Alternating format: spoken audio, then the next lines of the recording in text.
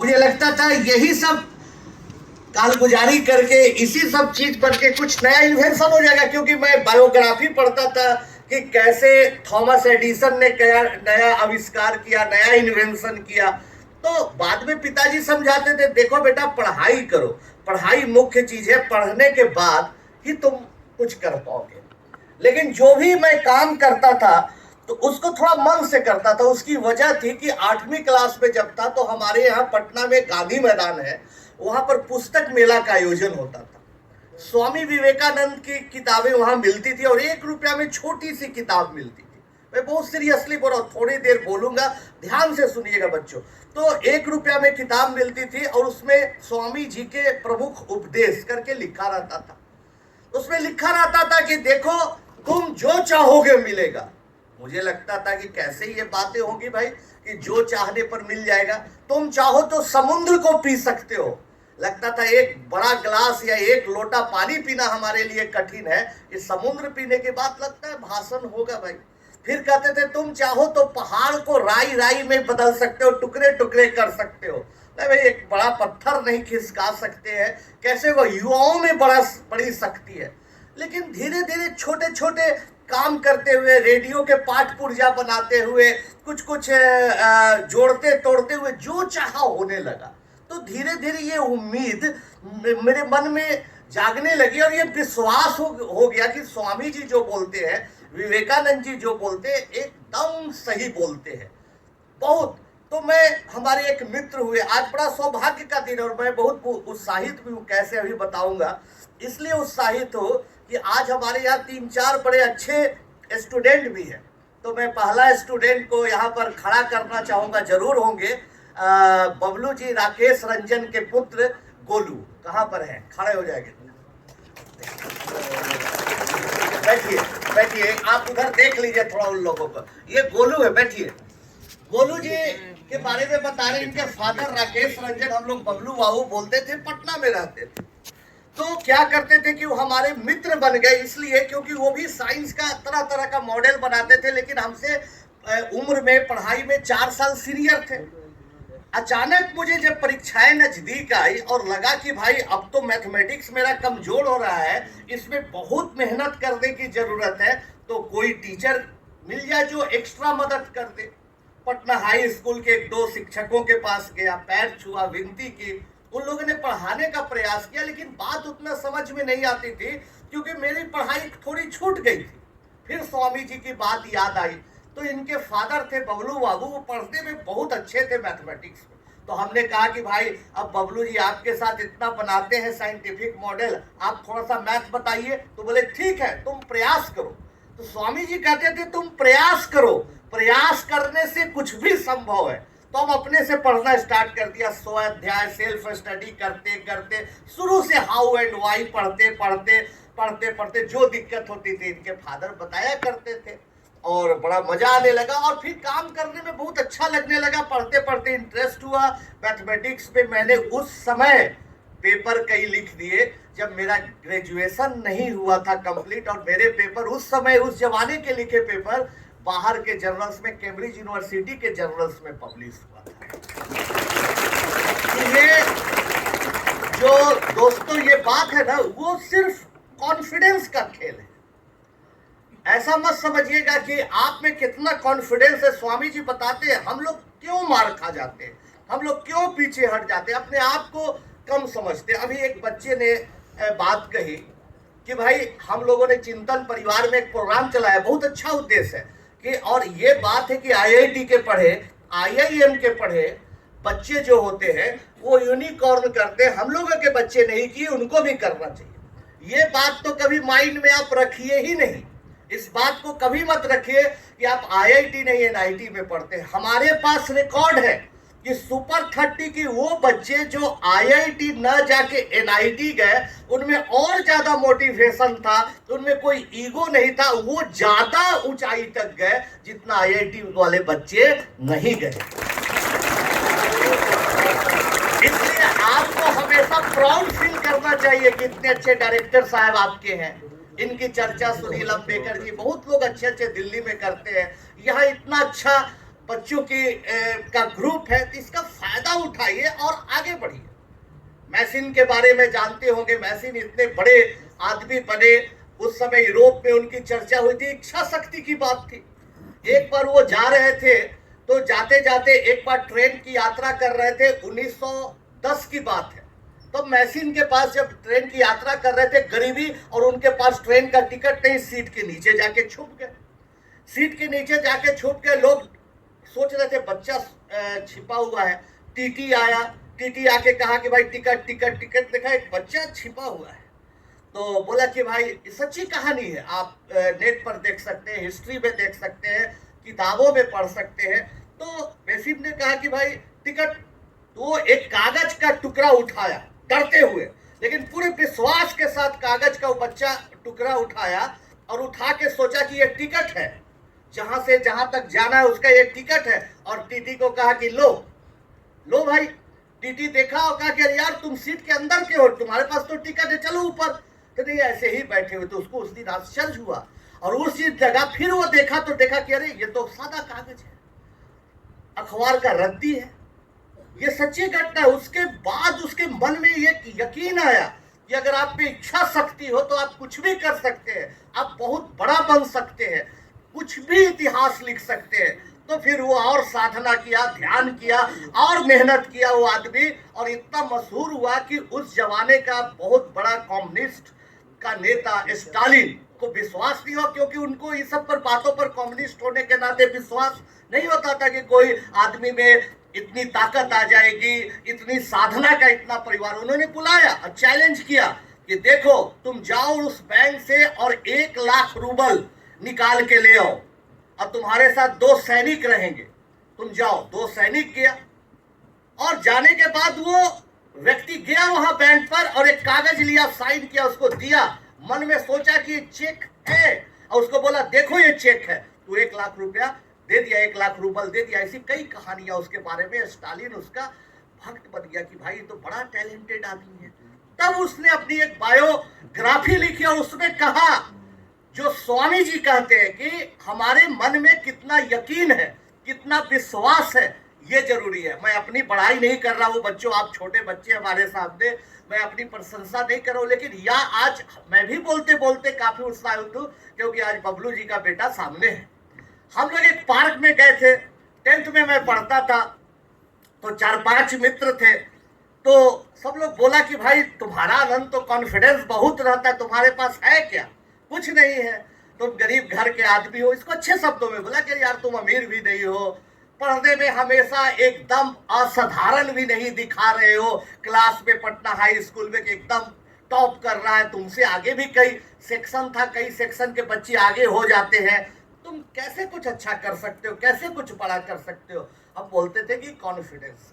मैं लाना भूल गया क्योंकि मैं दिल्ली भाई आया, तो एक कागज था, उस कागज पर हम लोग चारों मित्र ने लिखा कि आज से 10 साल बाद, 15 साल बाद कौन क्या बनेगा।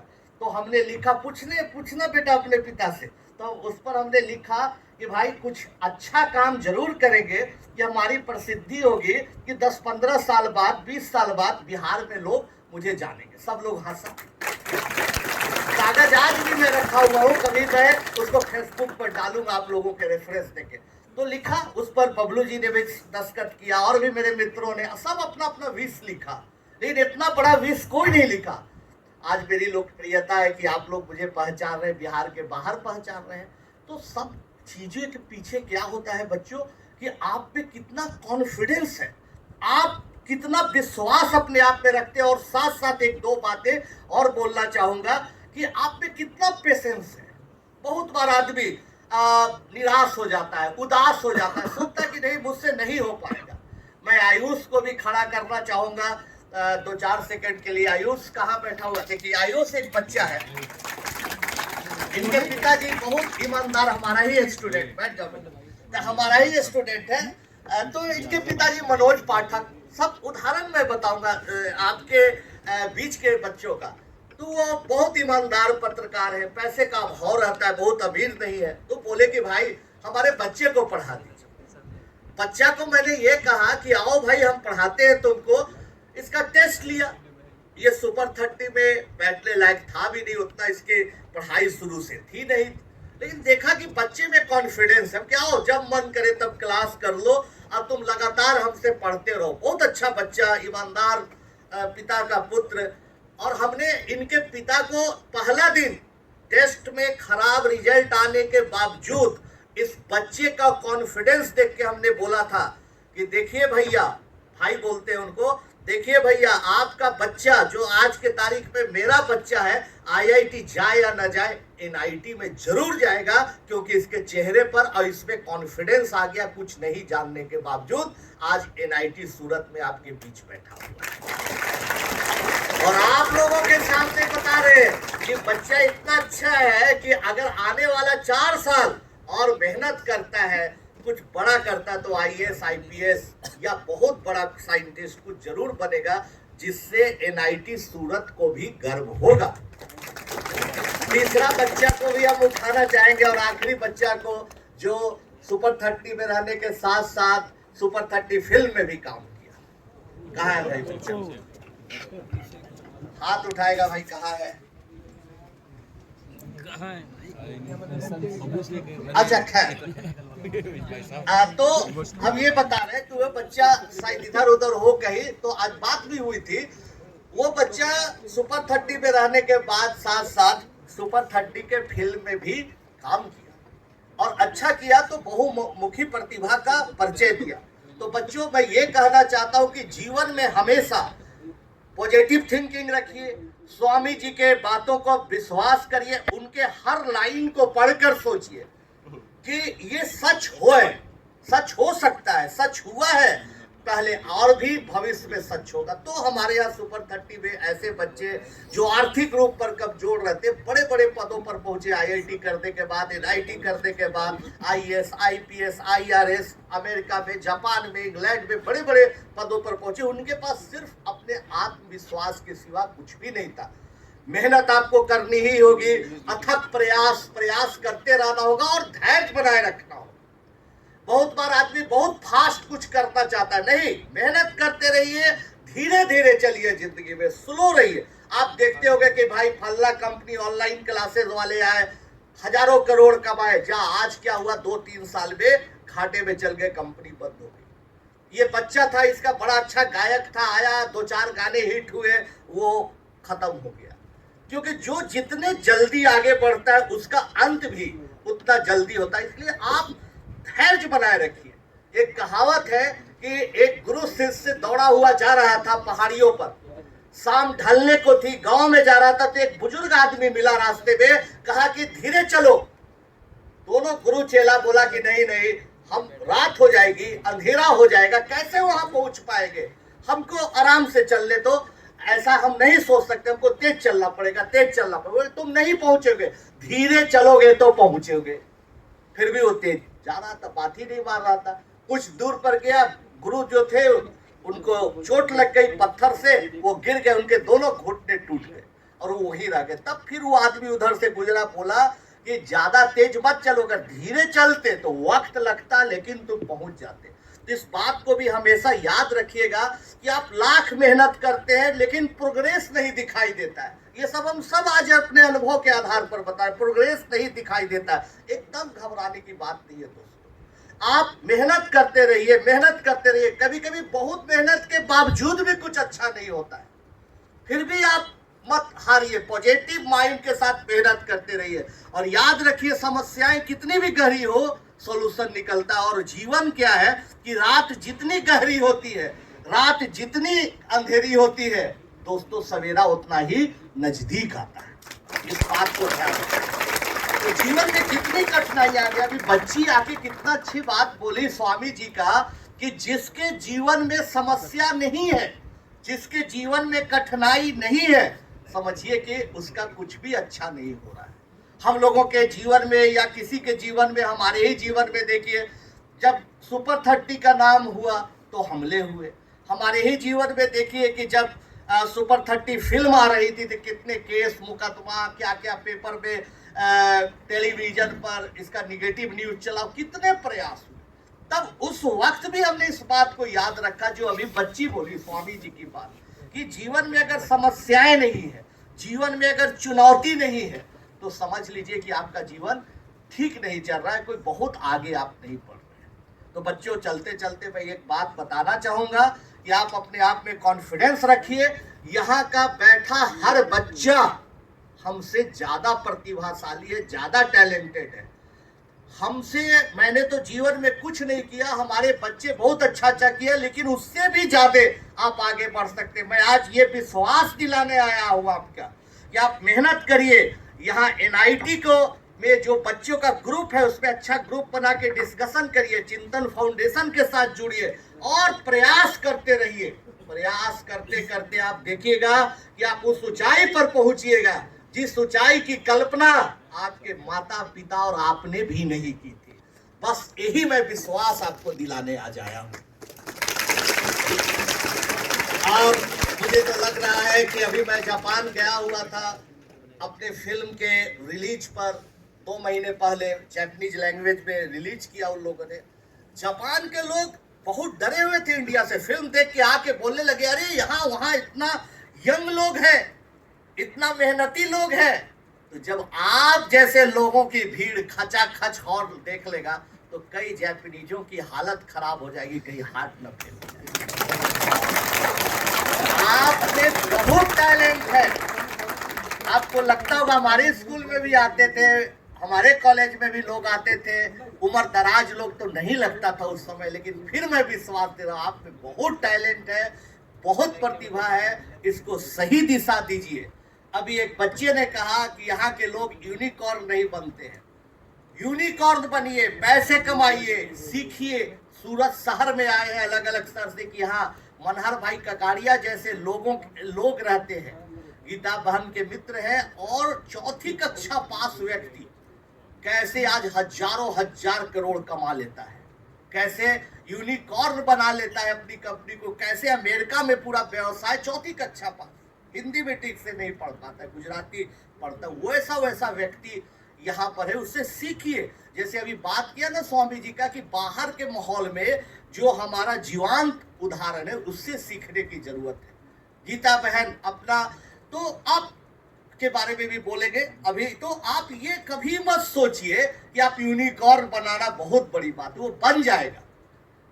हो सके आईआईटी बॉम्बे की चर्चा होती हो, आईआईटी चेन्नई की चर्चा होती हो, आईआईएम अहमदाबाद की चर्चा होती हो कि यहाँ के लोग यूनिकॉर्न बने, लेकिन मैं आज इसी विश के साथ, इसी उम्मीद के साथ यहाँ से जाऊंगा कि एनआईटी सूरत की चर्चा इस बात की हो कि यहाँ बहुत बड़ा वैज्ञानिक बनता है, यहाँ बहुत टैलेंटेड राइटर निकला यहाँ से, यहाँ बहुत ऐसा क्रिएटिव इंजीनियर निकला जिसकी चर्चा पूरे दुनिया में हो।